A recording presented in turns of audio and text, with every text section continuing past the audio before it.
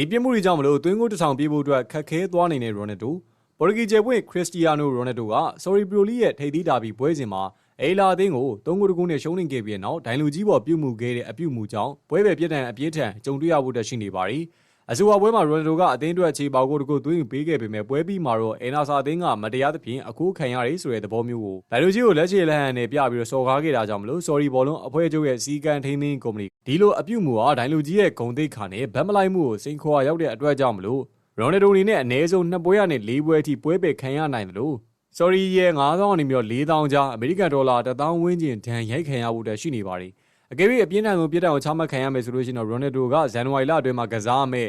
အဲရှာဘတ်ဒါမတ်အဲတာဘူနဲ့ဒါမပေးစရာထိတ်ကအေလီနဲ့9မှတ်ကွာအထိဖြစ်နေတဲ့အေနာဆာအသင်းရဲ့ချန်ပီယံလိမျှော်လင့်ချက်ကိုပုံမပြီးတော့မိမိသွားစေမှာပါရိုနယ်ဒိုတော့ကတော့ဒါဟာဆော်ရီမီမှာပထမဆုံးချိန်ပြဿနာတက်တာမဟုတ်ဘဲနဲ့ပြီးခဲ့တဲ့နှစ်တည်းအတွင်းကလည်းပဲမက်ဆီလိုအော်ဟစ်ခဲ့တဲ့ပရိသတ်တွေကိုရိုင်းပြတဲ့အပြုတ်မူရာလုပ်ခဲ့တာကြောင့်မလို့ပွဲပဲပြစ်ဒဏ်ခံခဲ့ရဘူးလို့အိမ်လာနဲ့ပွဲမှာလည်းပဲအနီးကပ်ပြခံရပြီးတော့ပြစ်ဒဏ်ကြားခဲ့ဘူးတဲ့တာရကရရှိခဲ့ပါတယ်အသက်40အရွယ်ရှိနေဖြစ်တဲ့ရိုနယ်ဒိုဟာသူ့ရဲ့သွင်းကိုတစ်ထောင်ပြည့်ဖို့အတွက်မှတ်တိုင်စီကိုအပြင်းထန်ကြိုးစားနေပေမဲ့အခုလိုစီကမ်းမန်းဆိုင်ရာပြဿနာတွေနဲ့သူ့ရဲ့စွမ်းဆောင်ရည်ပေါ်မှာအရင်မဲတွေမိုးနေစေပါတယ်ရိုနယ်ဒိုလိုမျိုးကမ္ဘာအကျော်မော်အားစားသမားတုံးနေနဲ့ပွဲကြီးပွဲကောင်းနေမှာစိတ်လှုပ်ရှားမှုမထိန်ချုပ်နိုင်မဲ့ဒိုင်လူကြီးတွေပေါ်မှာအခုလိုမျိုးပြင်းပြင်းထန်ထန်တုံ့ပြန်တတ်တဲ့အကျင့်ကသူ့ရဲ့ဂုဏ်သိက္ခာကိုအတိုင်းအတာတစ်ခုထိထိခိုက်စေနိုင်တာတော့အမှန်ပါပဲဘောလုံးလောကရဲ့စံပြပုဂ္ဂိုလ်ရိုးမော်တဲ့တူဖြစ်တာကြောင့်မလို့လူငယ်ကစားသမားတွေနဲ့ပရိသတ်တွေတန်ပေါင်းများစွာကသူ့ကိုစောင့်ကြည့်နေကြဖြစ်ပြီးတော့ဒိုင်လူကြီးကိုစော်ကားတဲ့အမူအရာတွေကအားကစားသမားပီးသားမှုစပေါ်မန်ရှစ်အပိုင်းမှာအားနည်းချက်တစ်ခုကိုမြင်သာစေပါတယ်အထူးသဖြင့်ဆော်ရီမြေမှာအချိန်ချင်းပြဿနာတက်နေတာကသူ့ရဲ့ဂန်တွင်ကစားသမားဆိုတဲ့ဂုံပို့ပေါ်မှာဝေဖန်စရာအချက်တစ်ချက်ဖြစ်လာနိုင်စေပါတယ်